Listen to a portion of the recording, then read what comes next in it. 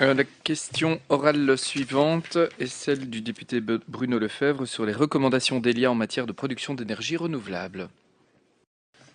Merci, Monsieur le Président. Effectivement, Elia a réalisé une étude pour analyser l'évolution de la demande en électricité à l'horizon 2050 et identifier les solutions les plus efficientes et décarbonées pour y répondre.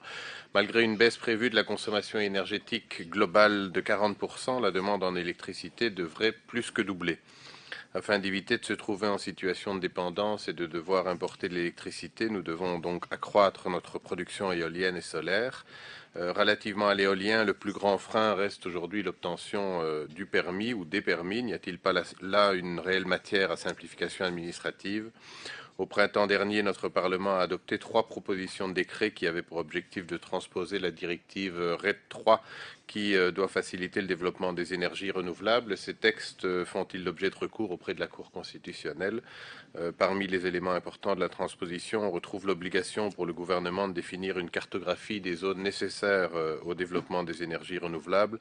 Où en est-on dans ce travail? Comment les citoyens et les communes sont-ils amenés à participer à la création de ce nouvel outil cartographique? Merci d'avance pour votre réponse, Monsieur le Ministre. Merci beaucoup, Monsieur le député. Monsieur le Ministre. Merci Monsieur Lefebvre pour votre question. La simplification administrative et une plus grande prévisibilité dans la délivrance ou non des permis, notamment en matière d'énergie renouvelable, font partie de mes grandes priorités pour cette législature. J'ai d'ailleurs pris une série de mesures de simplification qui ont été adoptées récemment en première lecture par le gouvernement. Actuellement, la demande en électricité est effectivement croissante et elle continuera à l'être. Pour pallier à cette demande, les foyers s'équipent afin de produire en partie de l'énergie verte. Les entreprises, elles aussi, s'équipent dans le but de réduire leur consommation sur le réseau. Les promoteurs proposent des projets avec des éoliennes plus performantes et plus puissantes afin d'exploiter au mieux le potentiel éolien. De nouveaux projets innovants voient également le jour en proposant des solutions afin de stocker l'électricité dans des batteries, de le redistribuer dans le réseau le moment opportun ou par exemple encore au travers des communautés d'énergie, ce qui est une forme de consommation et de stockage intelligent par mutualisation. Concernant les demandes de permis, elles suivent les procédures des permis uniques imposées par le Code été. À titre d'information, l'octroi des permis uniques en Belgique est l'une des plus rapides d'Europe. Ceci sans préjudice des recours juridictionnels qui, eux, peuvent engendrer d'importants retards. Toutefois, j'ai à cœur la simplification des procédures administratives et certainement celles relatives aux énergies renouvelables. Une première étape est déjà franchie et consiste à mettre fin à la pratique de la double signature ministérielle pour les permis ne relevant que de l'autorité wallonne. Cette pratique, vous le savez, décision sous la présente législature engendrait des retards ou voire des absences de décision. Au sujet de la cartographie des zones nécessaires, un groupe de travail regroupant les différentes administrations est en cours d'examen. On est en train de travailler sur le sujet.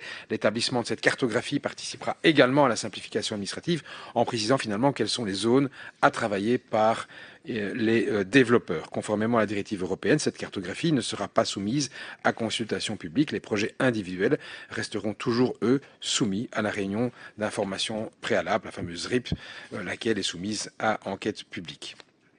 Par contre, pour la cartographie suivante, celle des zones d'accélération, où il y a une série de simplifications et de dispenses, le public sera effectivement consulté dans le processus d'élaboration de cette cartographie. Ce projet est piloté par la direction de la promotion de l'énergie durable et je vous invite donc à interroger ma collègue Cécile Neven en charge du dossier. Les textes relatifs à la transposition de la directive RED 3 ne sont actuellement pas soumis, selon mes informations disponibles sur le site internet de la Cour constitutionnelle, à un recours. Voilà ce que je peux vous dire en réponse à vos questionnements, Monsieur le député. Merci, Monsieur le Ministre. Monsieur le député, pour la réplique.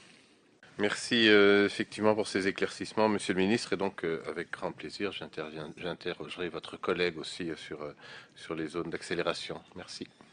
Merci.